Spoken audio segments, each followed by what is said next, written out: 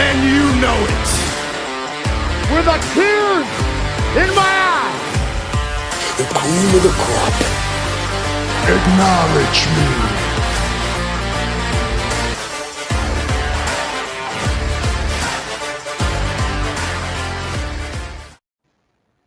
Episode 344 of Top Rope Nation. My name is Jesse Velasquez. Ryan Drosty will be joining us momentarily. He is just getting off of the road here in the last few minutes, so expect a run in here in the near future. That being said, we have a standing Justin Joint this evening. I know you're a little nervous. How are you otherwise?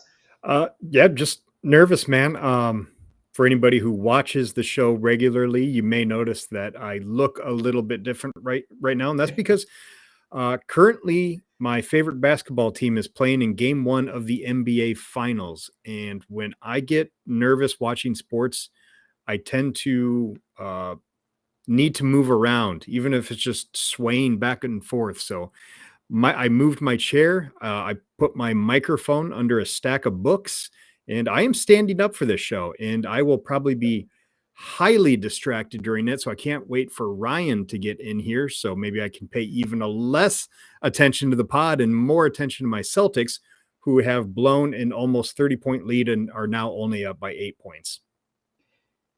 Let me tell you, you've had multiple teams hit finals of leagues here in the last few years, where my Timberwolves last week were knocked out of the playoffs by the team that you're watching tonight, the Dallas Mavericks. Luka just pretty much went Darth Vader mode, took away all the breath that we had left, and decided to leave our home fans with a wonderful parting gift of losing on their home court for the Western Conference Finals.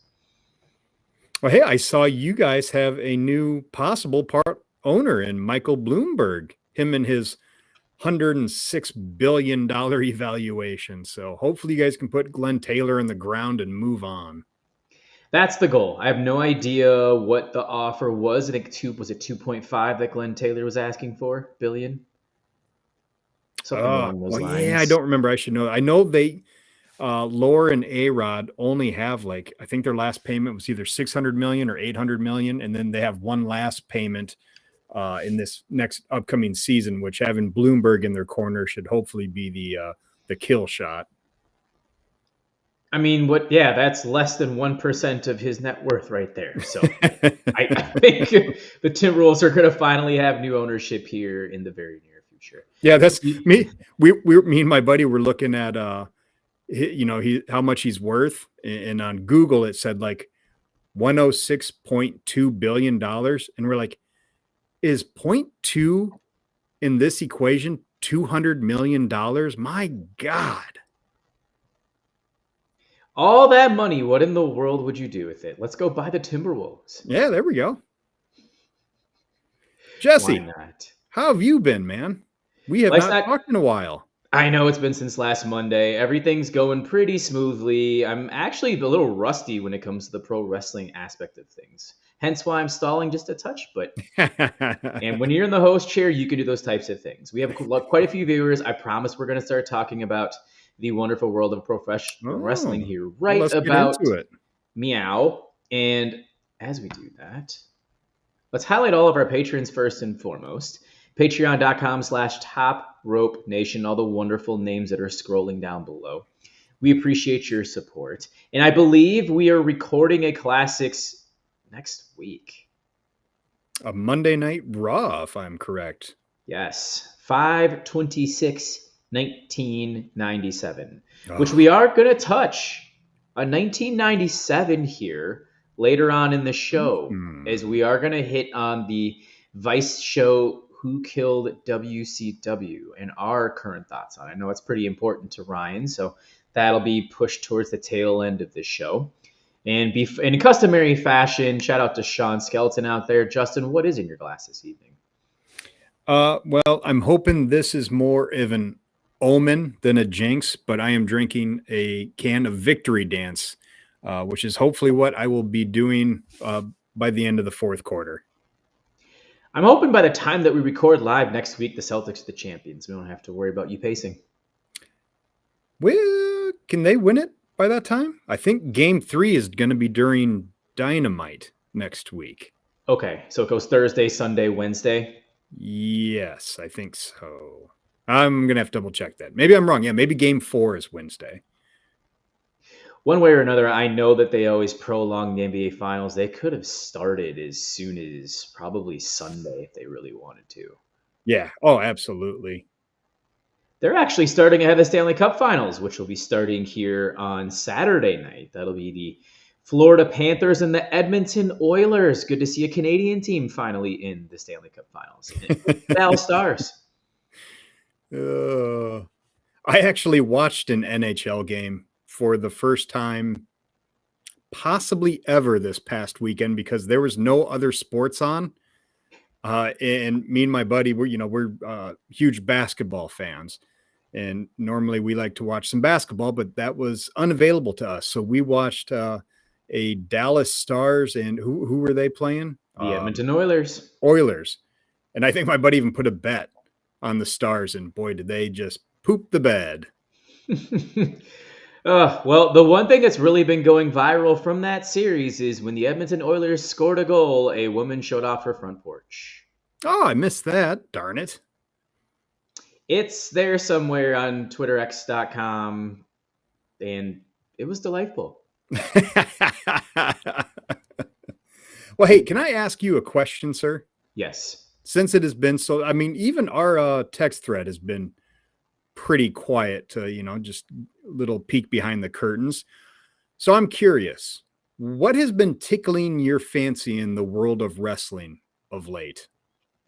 This is exactly where we are going to start the show. I have a couple of things right now that are tickling my fancy in the wonderful world of professional wrestling. Now, this can be a little bit controversial, especially since this is about 2 months early. Swerve Strickland, Will Ospreay at AEW Forbidden Door. So you like them going right to that then instead of waiting?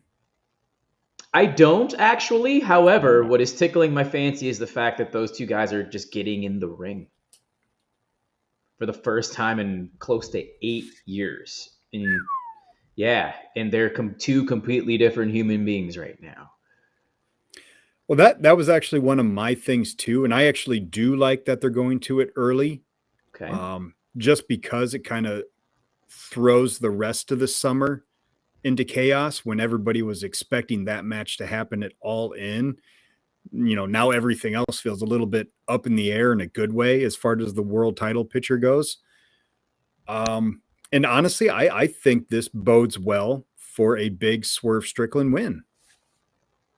You're getting zero arguments from me right there. And I 100% agree. Would you agree that not only is that what we think is going to happen, but that is what should happen? I do. Because that will cement Swerve as a champion by beating Ospreay, something that nobody else in AEW has been able to do since he officially signed. Ospreay has won 2 gauntlet matches and every singles match he's been thrown into, plus the tag match with Orange Cassidy against Roderick Strong and Trent.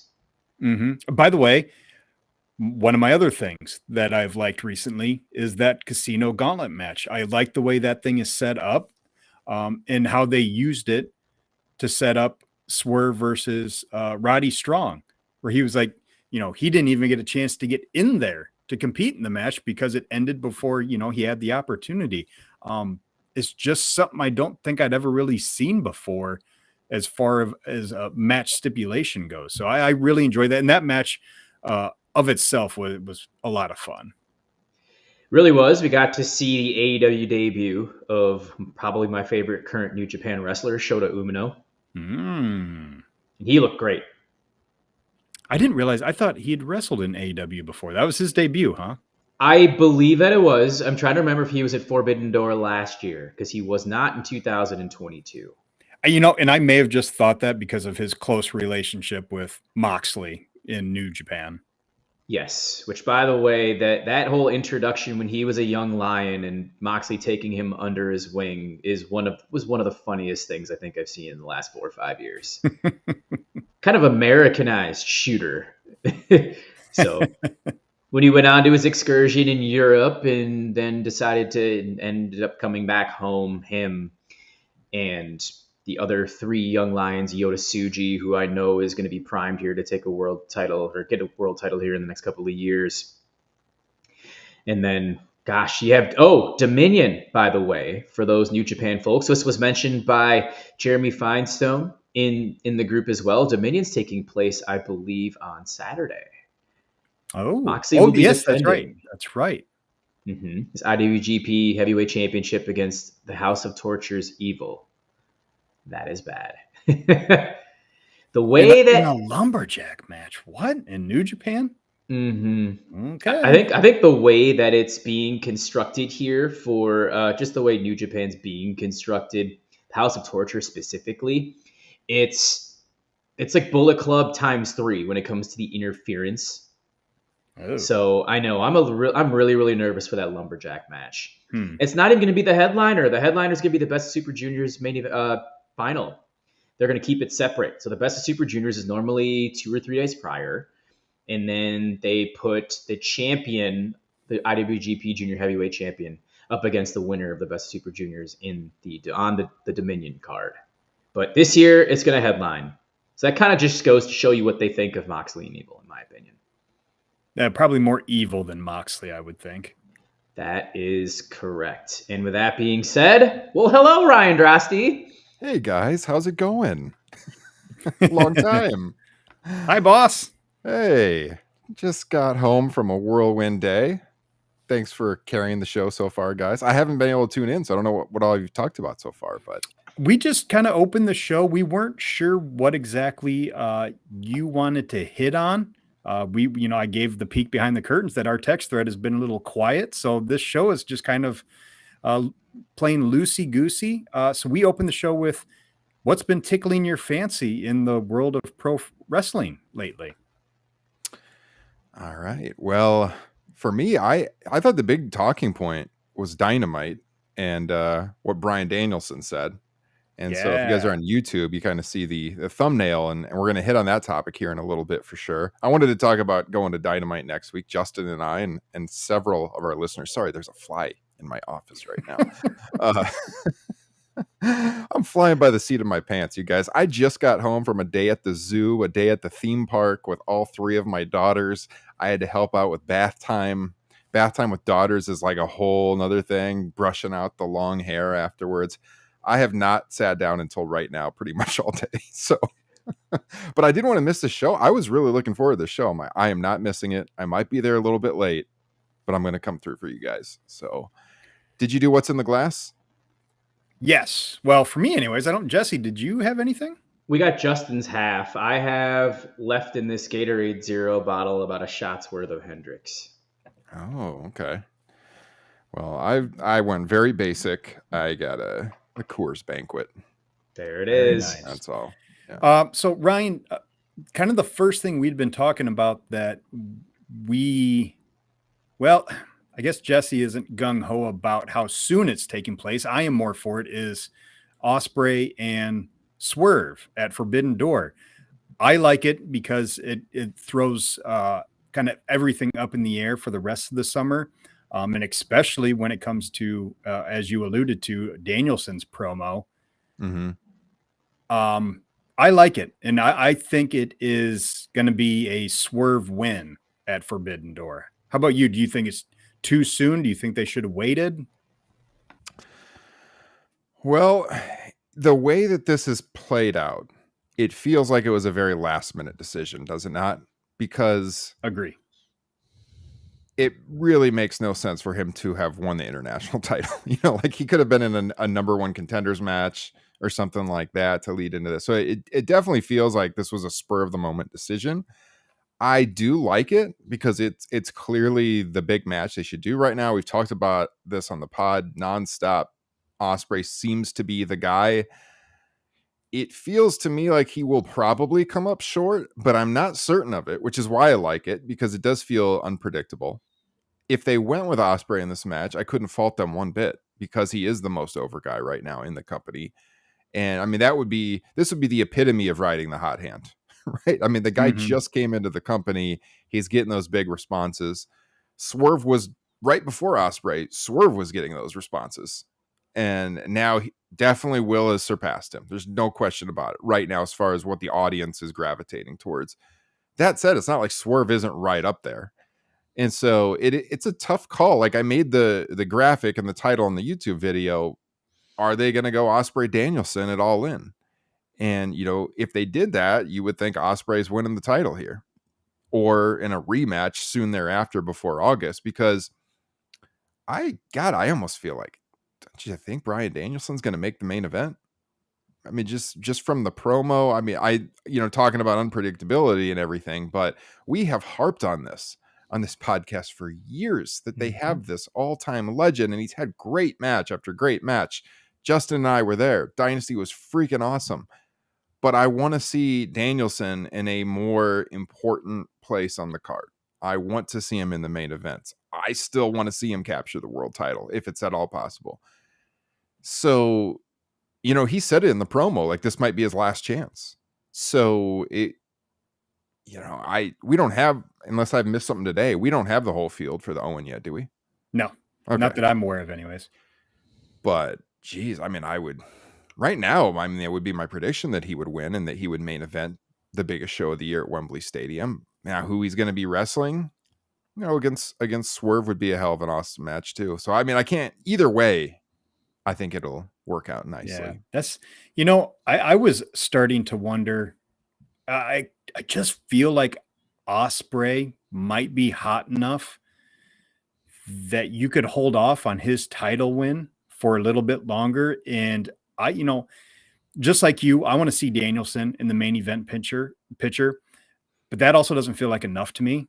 I still want him to hold that title, and I like the idea of him beating Swerve at All In, and then Swerve can get it back at Wrestle Dream, ending Danielson's full-time career, and then maybe, Full Gear or World's End, or I don't know if you hold off until Revolution or you do it on a Dynamite. Maybe somewhere down the line, Ospreay can beat Swerve for it. We had that long MJF title run. Mm-hmm. So I don't mind if they hot potato it a little bit with the world title, especially when it's going from guys like Swerve, Danielson, Ospreay. I don't think that devalues the championship at all. Especially since they've never done that. Like in the entire history of the company, they've never hot potatoed it. It's mostly been pretty long title runs. So yeah, it's just a certain someone getting injured all the time was the only time it really got hot potatoed. Yep. Yeah. You're scrambling to get a champion every 3 weeks because of injuries and the interim stuff. It's pretty nuts. Yeah. Jesse, your thoughts on all this? I think the one thing I was actually also going to comment in the things that we're digging these days are these tournaments looking like they're meaning something again. The Owen, this is going to probably be the biggest highlighted Owen, I think, of the three for both the men and the women, in spite of the fact that they're keeping the women's under wraps. There's a little bit of confusion as to what's going on in the booking there, I think, from the world title perspective in Mariah May. But then looking at the WWE side, how the King and the Queen of the Ring was made important. We see Gunther is going to be taking that huge step. Nia Jax will probably be getting a title shot at SummerSlam with Bayley. So, I think Danielson winning this Owen would be awesome, be a great way to go out. And then I was going to play Justin's scenario to an exact T. He could win the title at All In against Swerve in the main event, and then they face each other, essentially their hometowns in Tacoma, Washington. Mm-hmm. It's like 10, 15 miles from Danielson, and that is where Swerve is from. And Swerve can, in parentheses, retire Bryan Danielson and walk away with the championship. I like that a lot. And also, if you're going to have Danielson win the world title one time, it makes way more sense to do it against Swerve in Wembley Stadium than Will Ospreay. Like the home countryman here, Yeah. You're still Bryan would still get a big pop, but I think it'd be bigger if he won it from a guy who's not from over there. So, Agreed. I think that is, I like what you guys painted as far as a picture, and then doing the rematch and everything. And, yeah, he said he was going to retire from full-time wrestling, but he's kind of left it open to wrestling here and there. And so like it doesn't spoil the result going into Full Gear if that's what they do, because he can acknowledge that, like, I could certainly hold this title and only wrestle on pay-per-views. My daughter's fine with that, or something like we've seen this in that other company where these guys only come around on pay-per-view. So why not? Why, like this doesn't mean I'm going out. I'm going to carry this title as long as I have it. And I'll continue at the very minimum to wrestle these pay-per-view shows. So I like that a lot. I think that's optimal. Yeah. Ospreay is kind of the odd man out for now, but I agree with what Justin said. The guy's so hot right now that if he loses to a guy like Swerve, I don't think it would hurt him at all. Just like we said going into Dynasty, that it wouldn't have hurt him to lose to Bryan Danielson. Similar. Yep. And the thing you're really serving by this fantasy booking scenario is truly solidifying Swerve as a tippy top, superstar.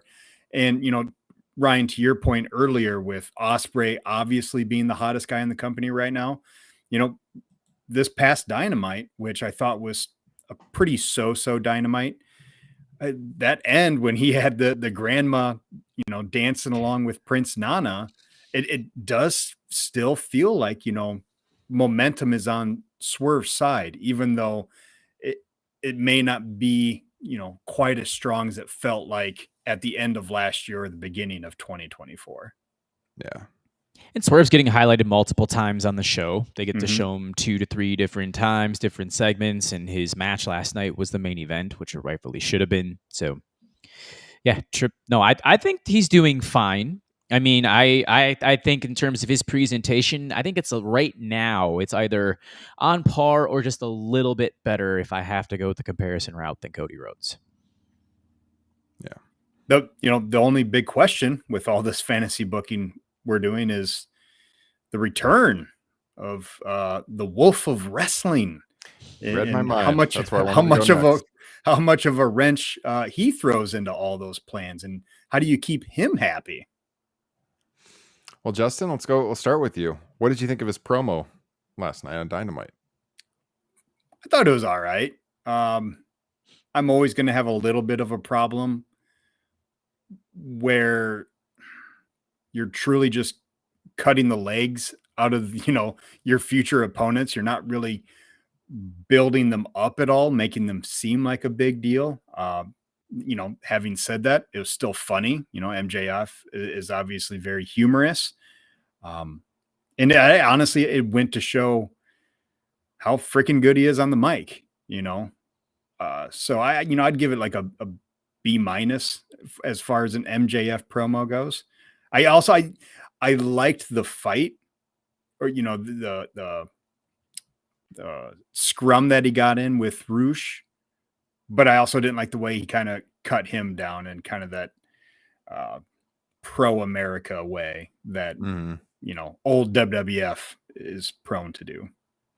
Has that match been announced for anything yet? By the way, like I said, I've been off the grid today. Not that I'm aware of, and I think they should hold it off for Forbidden Door. Yeah.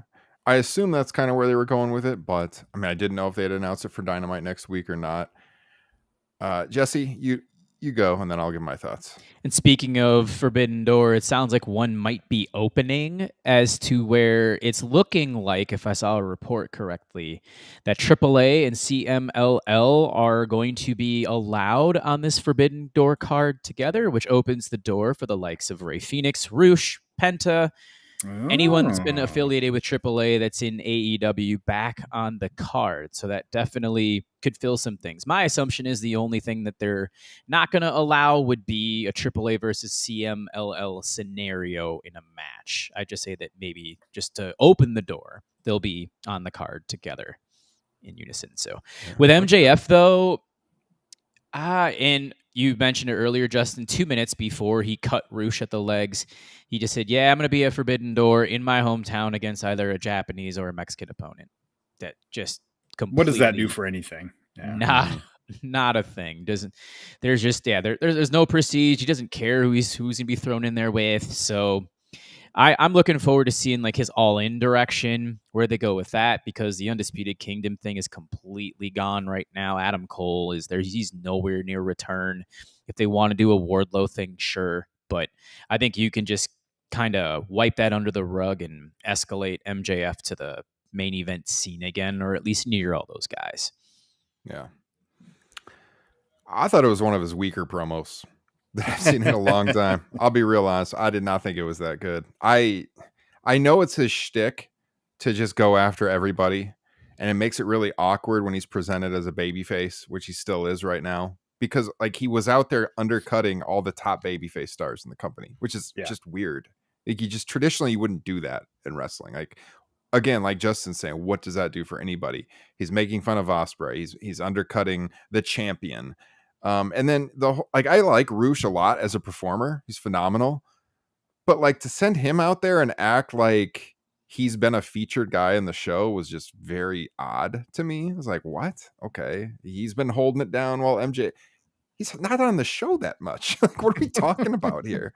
The whole thing was like, all right, so clearly he wants him to wrestle a guy with history in Mexico at Forbidden Door. That's the deal, you know? And so, yeah, it just felt very pigeonholed to me. The brawl was awesome. That was very well done. I really liked that. But I thought the promo was just like very low hanging fruit. It was him swearing. It was him making the reference to, his interactions with females or whatever he said. I mean, it was pretty weak stuff. I thought not a huge fan. Now that said, he just came back. We'll let him get his legs under him a little bit as he moves forward. I mean, obviously he is one of the best talkers in the business, but right now, I mean, I was not that impressed. I thought what he did at the pay-per-view was better than Dynamite. And, you know, he had a little while to think about this one, and it was pretty weak stuff, I thought. So not a huge fan on that. The other thing I saw a lot of chatter on online in both directions was the, Mariah May losing to Saraya. And what did you think of that in that direction, Justin? Confusing, but I'm willing to see it play out. Okay. I think Saraya obviously still has a lot of name recognition, and I understand why maybe they would want to build her up a little bit. And I don't think that necessarily hurts Mariah May all that much. They still got plenty of time to build her up for All In if they want to do something special with her there. So confounding, but not a loss, if that makes any sense. Yeah. I mean, I thought there's a lot of people on my timeline, at least, like really complaining about it. Why would Mariah May lose to Saraya, who's like very passe, and Mariah's like this up and coming star? But like, to me, it's the story they've been telling for a while now. And I thought that the way they shot that, I thought was really good because, which by the way, that cradle DDT she took looked horrendous. I mean, she dropped her right. Saraya dropped Mariah right on her head. I was worried for a second on that. That being said, you know how she was in the submission and she was looking over at Tony like for help kind of thing, and Tony didn't help. I mean, like that's kind of, those are like the little intricacies in this story where like eventually when they split, it's going to be, I did all of this stuff for you. I helped you win matches and you were never there for me. So I think that's why she lost, and in the way that she lost. Jesse? Yeah, it took exactly what I was going to say. Yeah, I mean, they're leaning into it with her Forbidden Door opponent with Mina, because Mina's been there to help Mariah through everything. Mariah's been there to help Tony, and Tony's just sitting there watching in the background. It's almost like Caitlin Clark and her Indiana Fever teammates. It's kind of the way that Tony Storm right now is. Yeah, where are these teammates while I'm getting mugged on the court? Is anyone going to stand up for me?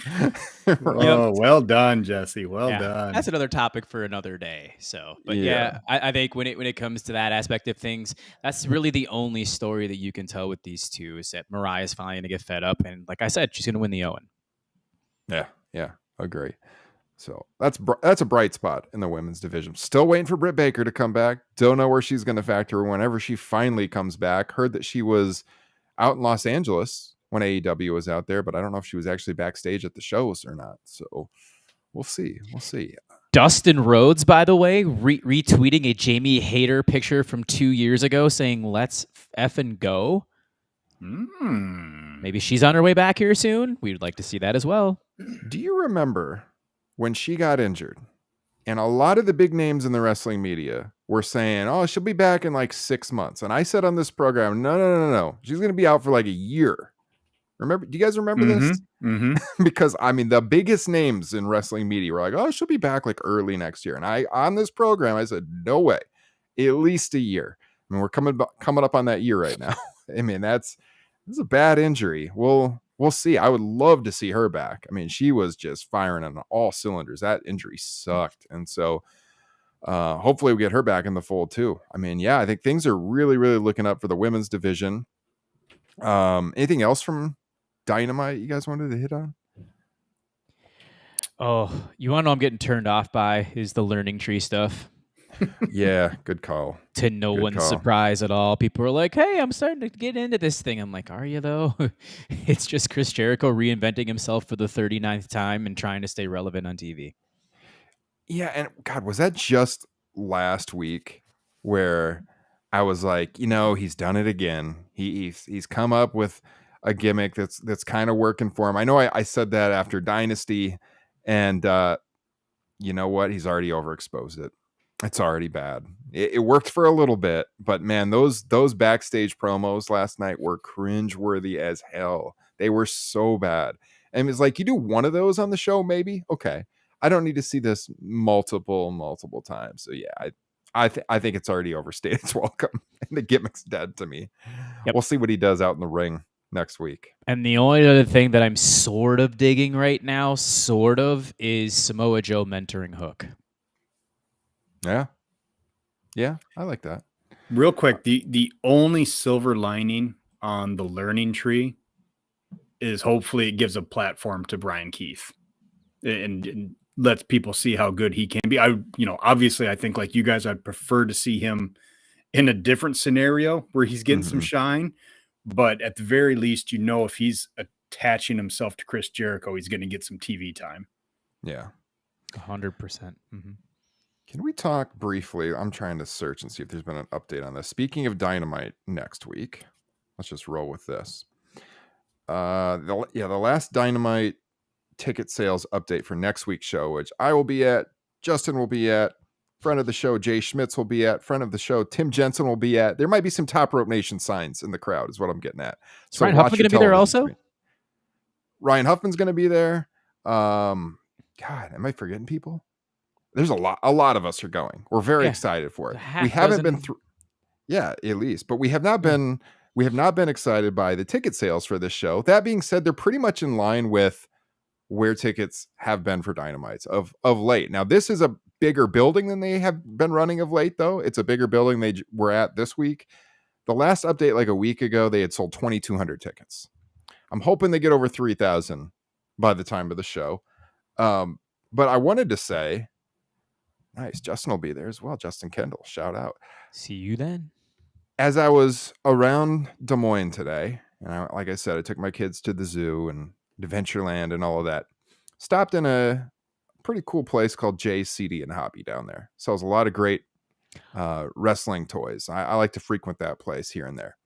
And so as I'm moving around town, I noticed for the first time in Des Moines here that there was advertisements for Dynamite. And do you remember weeks ago we ranted on? I'm not saying anyone from AEW listens to this show or anything, but I go in Jay's CD and Hobby. There was at least 4 posters for Dynamite in town. There was one right on the door. They had them on end caps around the store. And this is something we've talked about on the show, that they just don't advertise in these markets enough. Nobody knows that they're in town. They're not doing enough, local media. They're not doing radio spots, posters. It looks like they are now. So we will see if that helps. But this is one of those basic things that they haven't been doing to move tickets, and it looks like they're doing it now. So I hope it results in a better crowd next week. Very much looking forward to the show. Hopefully, Iowa gets shows more regularly. Justin. Who is on the poster? It was the same one that you saw for like the ticket on sale. So it had like Swerve was on it, Tony's on it, Samoa Joe's on it. Ospreay is like off to the side. The Okay. Young Bucks are on it. Yeah, it's most of the big names are on it. So hopefully get some people drummed up there. But yeah, 2200 was the last update. WrestleTix hasn't updated in about a week on that. So we'll see. I'm hoping over 3. That would be nice. If you're in Des Moines, get your tickets. The other thing speaking of that, I had this on the tip of my tongue and I almost forgot. Ticket prices. This is one of the problems with AEW and their crowds right now. Okay, everyone always on social media wants to talk about AEW and their struggles with moving tickets. I think these tickets are way too expensive for a company. Yes. For a company that's been around 5 years, that doesn't have the market value that WWE is, just the name recognition with the general public. If you're trying to get people to walk up and buy tickets, you can't be pricing these tickets at $90 a piece, $70 a piece. I think the cheapest might be around 40 or something like that, maybe on the ends. But like the good seats, which there are a lot of them still left for this show, good lower seats, even some on the floor still, like $90, dude. Yeah, I mean, you can't. They're pricing themselves out of their own market, and the problem with that is, yeah, WWE charges that. Again, people know WWE have been around for decades, but also WWE sells upper deck tickets. So if you want to walk up and you want to buy a $20 ticket or whatever, you can. $25, $30. AEW is literally only selling the lower bowl. So if you're only selling the lower bowl and those tickets are that pricey, people are just not even going to consider going who might have just on a whim gone. If you want full houses, you got to bring these ticket prices down. I don't know who is telling them that is like appropriate pricing, but it's clearly not, because they're not moving tickets. And it's not like Des Moines gets a ton of wrestling shows. Des Moines is a big city. I mean, there's more than 500,000 people there in the metro area. They should be able to draw a good crowd. Wrestling's been there a lot over the years. WWE will run TV once or twice there a year. So there's a market for you to get a good live wrestling crowd there. It's just the tickets, I think, are way too expensive. It's like I said, it's one thing if you're going to price the lowers at 90, but you can get in the building in the upper deck for $30 or something, but they're not even selling those tickets up there. Those are curtained off. So your only choice is to, you want to take your kid, you're talking spending a couple $100 to go to this show. And people aren't going to do that unless they're pretty into the product. They're not going to experiment, walk in the door and see what it's like. Yeah, I'm thinking back to Ring of Honor 10 years ago when you get front row for $25. So if let's say you get AEW at 90 right now, ROH at 25. Let's meet in the middle, put the front row stuff at like 55, 60. Yeah. And then get the majority of the lowers at like 40. I think that'd be totally appropriate. And they'd move a lot more of them. And I feel like they come out ahead. They're probably going to paper a lot of this lower level sections to get it full. I imagine you're getting nothing for that. So you would think on average you'd make more with a bit lower of a price point. I mean, these tickets are very expensive. Me being a hardcore fan that's been going to wrestling shows for 30 plus years and really advocating on this program for AEW to try Iowa as a market, I looked at those ticket prices, and I'm taking a couple of my kids, and my dad's going with me too. And I'm like, all right, this section straight on from the hard cam's $90, and the aisle right next to that is $70. I'll take the $70 tickets. I didn't even want to splurge the extra $20 to be right in the middle. I'll set one section off the middle for $20 cheaper per ticket, because I feel like $90 is a tough sell for a Dynamite. Maybe pay-per-view. Okay, that's fine. But Dynamite, I don't know about that, man. I think they need to re-examine their pricing. Yeah, you're getting zero arguments from me there either, and you just threw that pop up there. Swerve has been doing so many appearances on so many podcasts and so many radio shows, so he's definitely making his mark as world champion in his rounds with the media. I believe Mercedes is doing some pretty solid work as well in the media. Smart. Got a lot of name recognition or face value. Maybe not name recognition with the current name, but when people see her, they're going to know who she is. So, yeah, I mean, that's good. Doing more of that is certainly going to help. I can think of one program Swerve should do that he hasn't done yet, but we'll leave that to the AEW PR people. Needs to come on Top Swerve Nation one of these days. That is correct. All right. So, yeah, that just came to my mind. Sorry, a little scatterbrain, but anything else AEW? No, I think we're good, and we're also getting trolled by a Who Killed WCW person right now. Oh no, it's Eric Bischoff in our chat room. Is that really Easy E? That's got to really be him. Unbelievable. That's why we just paused for a moment. Have you guys seen any of the WCW? Do you want to talk about it? I did have a chance to see the first episode because they put it up for free on their YouTube. Thankfully, Vice, because this television network just does not have that good a distribution. I mean, I can't see it otherwise. I wish I could, but it's not on YouTube TV, unfortunately. So I was going to have to go to other means to see it, but I did see episode 1, and I have some thoughts. Did you guys see it? I watched it. Jesse? I got through the last part. I actually caught the last 10 minutes last night and watched the other 35 today. Yes. All right. We'll start with you this time, Jesse. Thoughts? What did you think of what you saw? It's, for me, it's stuff that I already knew, and they really fast forwarded from 89 to 97. I mean, they skipped through a lot of important stuff. So I think painting, it was obvious that we're going to be painting Hulk Hogan in a specific light. He is the one who helped get WCW jump-started with that mainstream name and turned that Southern company around. And they talked a lot about presentation of what the WWF was doing with the production, and they were the only name in town and the only way for anyone to even think of making a stamp around the country was to get on live television. So at least give Eric Bischoff credit for that, and give WCW credit for at least having the balls to go head to head on Monday nights. And instead of, the way he saw it, was Saturday nights at 6:05 Eastern, 5:05 Central, just isn't going to be the way to grow an audience. WWF somehow did it. But they did it with Saturday night main event specials here, and also like the MTV stuff from the 80s, but it was all Hulk Hogan. But then of course you get to the other stuff, like the stuff that we already knew with Eric Bischoff and the Starrcade 1997 kind of being the beginning of the end, and that whole decision.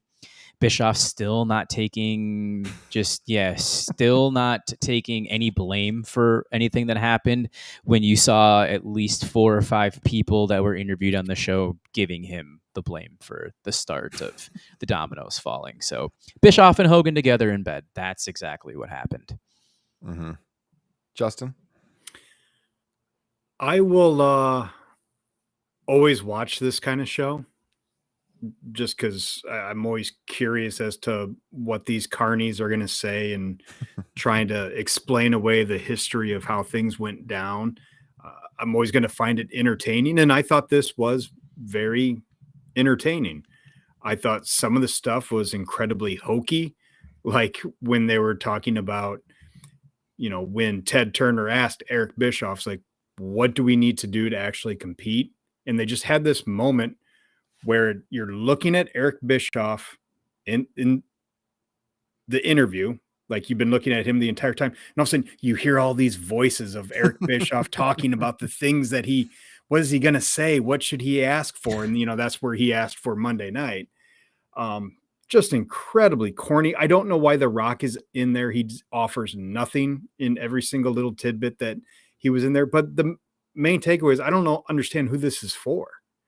There is nothing in this that anybody, I think, who either has the WWE network or grew up with the Monday Night Wars, there's nothing in there that we haven't heard 1,000 times. Wrestling fans know this story beat by beat. We know that, for the most part, we know what the truths are. We know what the lies are. We know what the bullshit are. It just feels like they just refinagled everything to, and repackage it. They're regifting. That's what they're doing. It's Christmas and they're regifting. So it's well executed, but it's just the same old wrestling bullshit. Like them trying to talk about, with the camera shots and WCW, the NWO, how they were trying to imitate, and I don't remember what movies they talked about. It's like, oh, do you remember the camera shot? And this movie's like, shut the fuck up. It was fucking Nitro. You were just, the camera just happened to maybe look like that a little bit. It just, that kind of stuff drives me nuts. But yeah, like I said, I'm going to watch it because that's the kind of fan I am. but I don't know who this is for. Yeah. Besides from me, I guess. Yeah. 4 episodes, right? So this was number 1. I think they're still finishing the last couple episodes. Last I heard that they're still kind of putting them together. That's not done yet. So we'll see how it plays out. Yeah, I agree with The Rock. Very bizarre to have him on there outside of the fact that he's a producer. So I guess he felt like he had to be on there. But like, I mean, I don't know why he's on here, but yeah, that's very bizarre. Bischoff, way too much airtime for me in episode 1, but I mean, look, he was the guy in charge for so many years there. It was nice that towards the end of the first episode, he got a little pushback. You know, some of the guys started coming after him because at first it kind of felt like, is this just going to be Eric Bischoff's version? Because that's going to be total bullshit. I mean, this guy has showed on 83 weeks that his memory is not that good. He mistakes things that happen all the time. It just gets the stories wrong. And so I was happy that there was some pushback there. And I think that that's going to play out, you know, as it moves forward. I can't remember who it was that mentioned that basically he was like a mark for Hogan, and whatever Hogan wanted, that's what Eric did. I think that's well documented that that's absolutely the case. I think it was Kevin Nash. Yeah. Yeah. Nash of all people. So, I mean, there were bits of it I enjoyed, and I agree with you, Jesse. You do have to give Bischoff credit for some things. I mean, no question about it. He did make the show look more modern. He brought it up to date. All of a sudden, WCW looked way better on TV than WWF did. The lighting was better. It felt more modern. It felt more hip. It was a great idea to be in your neck of the woods, Jesse, to do the first show at the Mall of America. I mean, that was a great idea on his part. So, I mean, running it as a TV guy, he did a great job with that. Now, as a creative guy, not so much, as we're going to see, you know, as this plays out. Now, like the NWO idea, he got the inspiration from that from Japan. As we know, it wasn't like it's just a big idea that he came up with on his own. He used that for inspiration, which is totally fine. It worked. The problem was they didn't know where to go after that. And that's what eventually drove the company into the shitter, because you had Hogan with all this creative power. As Justin said, we know everything. Like, if you want to know the story, read Death of WCW, read the WCW Nitro book by Guy Evans, who was on the show. If you read those 2 books, you're going to have a really good understanding of what went wrong with WCW. How about Bret Hart in that open, by the way? Bret Hart, as always, the truth bomb. When they're like the little comments on WCW. And what did he say? He was like, thanks for nothing. Go F yourself. Pulling no punches, as always. Love the Hitman. Same with talking about the Starrcade main event. Also, it's like, really? This is what you're going to do? Yeah. So, yeah, if you guys want to hear a full rundown on Starrcade 97, let me shill for a second. You need to be on our Patreon page. We did a 3-hour deep dive on Starrcade 97 last year. Unbelievable show. Yeah, hearing Eric Bischoff, you can hear that by becoming a patron, by the way. Patreon.com/Top Rope Nation. Over 150 bonus shows there. Check it out. Some of our best work. But Bischoff saying like, oh, Sting showed up and he had the boo-boo face on. We just didn't know if we could put the title on him. Are you shitting me? You built this guy up for over a year and you thought, I'm not sure if we can put the title on this guy. Look, he doesn't look too excited. That's total bullshit. So weird. Come on, man. He doesn't look excited enough? Doesn't look excited enough? My God. Yeah. I mean, at least they hinted at, you know, the part about Hogan. You know, he thought maybe Sting wasn't so excited because Hogan was going to get the finish change like he always did. That doesn't work for me, brother. You know, we got that famous line on there. So I enjoyed that. You know, again, I'm like Justin. I love this kind of stuff. I'll for sure watch it. I don't know that I'll get any real insight. I will be really interested to see Bret Hart and how he talks about what went down with his career there and how they totally blew it. Before I forget, at the very beginning, when they were talking about the roots of WCW and how it was like this distant secondary company, no one at all would question that. Yes, pro wrestling was WWF to most people. But WCW did really big business in the 80s. And like their syndicated show did extremely high ratings.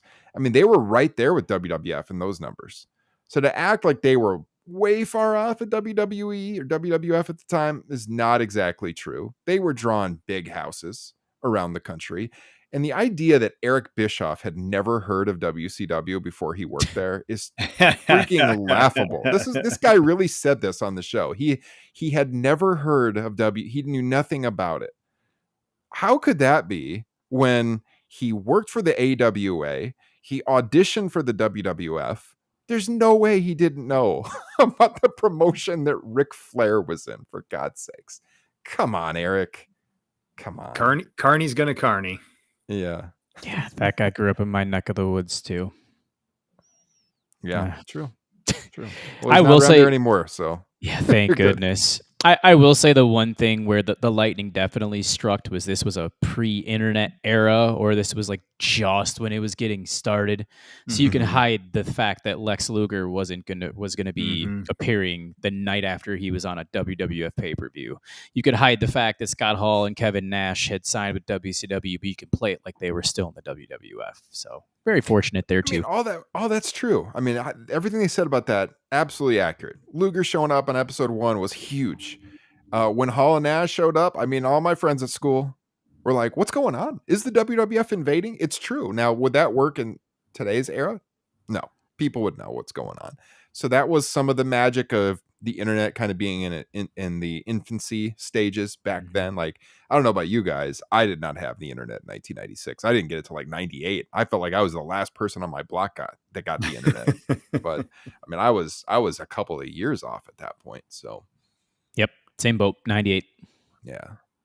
So it's that's all accurate. I don't think that you could really have lightning strike twice in the same way that it did back then. And all this led to that meteoric rise and then that meteoric fall. Never should have happened. This company should have never gone out of business. Horrible. It's too bad they couldn't get Ted Turner on this thing. Get his son on there. It'd be nice to actually hear the real Ted Turner. Absolutely. I kept thinking about that. I'm like, he's still around. He did an interview with CNN not that long ago. Like, it would have been great if you could have got him on there. But speaking of Ted Turner, Bischoff said on the show that this was going to be, he talked about, and this is true, like the executives higher in the company were like very anti-wrestling. And Ted is the guy who kept wrestling on the air by saying, we're never going to cut wrestling. It's been on the station since the very beginning. But Bischoff actually said that like Ted Turner finally got to the point where he was like, all right, this is your last chance or we're going to have to cut wrestling. There's no way that's true. Ted Turner would never have cut wrestling. I don't believe that for 1 second. You guys? I mean, it's pretty well documented that Turner, he clung to the wrestling brand despite everything the people around him said. I don't think he would have ever cut it. And that eventually happened after the merger and he didn't have the power to stop it. But in that era, like 95, there's no way he would have cut pro wrestling. I don't believe that for 1 second. Not with Hogan there. Yeah, no, definitely not. No, they had a lot of star power there. I mean, Savage was still a huge name. So yeah, Hogan, Savage, Flair, they were fine. Mm-hmm. Yeah, they were doing fine. They just needed a little bit more of an expansion, which they ended up doing. Yeah, no, Ted, no, he had so much money. If he really wanted to like throw, he did. He threw a lot of his money into it. They were losing money for a long time. Yeah. They started drawing a profit, I believe, in late 94. No, not even. Was it sometime in 96? Yeah. Started drawing a profit? Yeah. Yeah. So, I mean, overall, check it out. Worth watching just for the nostalgia factor. I would say maybe you get some backstage footage that you haven't seen. They showed some backstage footage from the final Nitro at the very beginning that I'd never seen before. That's the stuff I eat up. Yeah, that's what I keep an eye out for too. And so we'll talk about this on the show as things move forward. Other than that, anything else you guys want to talk about before we get out of here? I just want to give praise to something I these days rarely ever give praise to, and that's WWE. I actually watched some this past Monday because, people I trust on Twitter were talking about how good a match was. So I was like, oh, well, shit, I guess I should probably go watch that. And that was Sheamus versus Ludwig. And it was phenomenal. I mean, it was really good, especially compared to, I think, the stuff you would usually see on that program.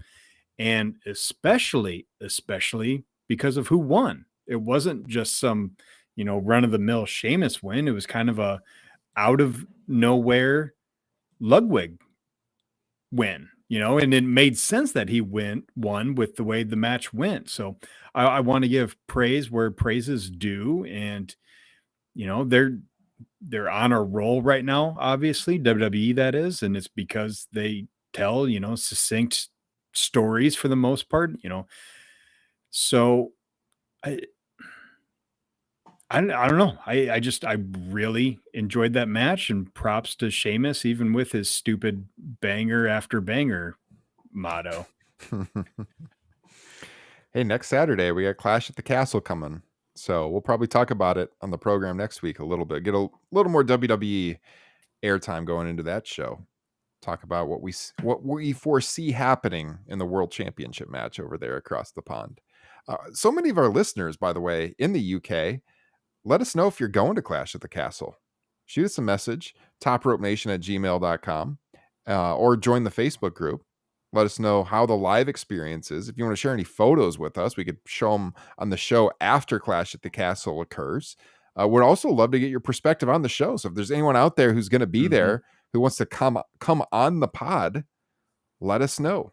Again, email us, topropenation@gmail.com. And if you join the Patreon page, you can send us some DMs on there. That's the easiest way to get a hold of us. And another way to get featured on the show, as you see the names scrolling across the bottom of the video feed right now. Thank you to all of our lovely patrons. As always, we got 2 episodes, Top Rope Nation Classics, coming at you on Patreon here by the end of the month. We're going to look at a 1997 Raw, and then we're going to have a vote for the June Classics. So 2 big shows coming. We got TRN Unplugs coming as well. Maybe a Top Rope Nation Extra. Never a better time to sign up for our Patreon page. So more WWE discussion next week. Jesse, any thoughts? Yeah, the whole Cody Rhodes AJ, or the AJ Styles kind of Mark Henry-esque almost retirement minus salmon coat was just a blue coat. I know they're starting to rehash some of the stuff that was happening with John Cena when he won a title a few years back, with him, or even before then, feuding with Brock Lesnar, and now this whole retirement thing. So I don't know. I guess it is what it is. It's just going to show that they're just, right now, they're kind of devoid creatively for things with Cody Rhodes. It's just an extension of what Roman Reigns had to deal with, because he eliminated all of the contenders possible for him to face. And that just goes to show that, same thing's happening with Cody. So kudos if they can bring it back to life here over the course of 2024. Maybe slide Gunther over there. How's that sound? Yeah, I'd be for it, because, like we said, I think last week, it definitely has felt like he's kind of just spinning his tires until The Rock comes back for that match that they've set up for down the line. But other than that, he doesn't have the natural feuds lined up like you would like for a top babyface champion, unfortunately. So. I do have one more question for you guys. Yes. I don't watch NXT anymore. Did they have any vignettes or promos or anything to help explain to the audience who Jordynne Grace was, or did she just show up and they assumed that everybody would know who she was? Because I know there was a lot of people that had problems with that same thing when it kind of happened in AEW, but I'm not hearing that same talk on my timelines when it comes to NXT for some reason. I have not watched NXT in a long time. I'm going to be real honest with you. I doubt that they did. I don't know if you know, Jesse. No, there wasn't any explanation at all. I mean, she just showed up randomly in a Royal Rumble. So, I mean, it's ditto for what happened with Mickie James a couple of years ago. I know, when she was TNA Knockouts champion. Nope. Yeah. I mean, same thing with Ethan Page, too. Kept that super quiet. I don't even think he signed with the company. And yet he's getting a title shot. kind of odd. So Justin, you're saying there's bad faith actors out there with these criticisms? Is that Little what you're bit. saying? Just a little bit. Man, you know, maybe some people get some bad information with Fast Nationals and, treat it like it's a true story. Who knows? I don't know. Stuff happens, I guess. Imagine that. 120,000 viewers for Collision on Saturday night? Yeah, I don't think so. Come on, man. Come on. All right. Well, guys, I think we hit all the topics. This was fun. I'm glad I didn't miss it and was able to jump on the line here. I don't know, 10 minutes in. I didn't miss that much of the show. So yeah, it was a little less than 10. Got back to the house a little earlier than I thought I was going to. How are the Celtics doing, Justin? They are up 1-0, baby. Oh, wow. Nice. Very nice. I wish it would have been the TRN Explodes NBA Finals, but we'll go with this, I guess. Oh, Luka destroyed our dreams. Yeah. I guess we can hope for a Bears-Vikings NFC title game, Jesse. There we go. Is that the Bears next Niners? Cubs-Twins World Series? Ooh. Cubs-Yankees World Series? It'd have to be Cubs-Yankees. The Yankees do what they always do to the Twins. We did. I mean, the first year of Top Rope Nation, we got it. Cubs, Indians at the time. Me and Kyle back in 2016. That was the first year of TRN. It happened right away. Gosh, nothing like that has happened since, though. Yeah. All right, everybody. Well, I think we're going to get out of here. This has been fun. We wanted to put out a show. We'll have classics dropping soon. Check out the classics that we just did on Spring Stampede 99. If you haven't already, again, that's behind the Patreon paywall. We would appreciate your support. And if you're here on YouTube, subscribe, give a thumbs up on this video. Would appreciate it a lot. You can talk to us every single day in the Facebook group. Search Top Rope Nation Pro Wrestling Discussion on Facebook. You'll find all of us there and a host of a few hundred other people, really good people in that group. Great discussions happening every single day. So this has been episode 345. Top Rope Nation, everyone. Enjoy your weekend. We'll see you all next time. Celtics in 4.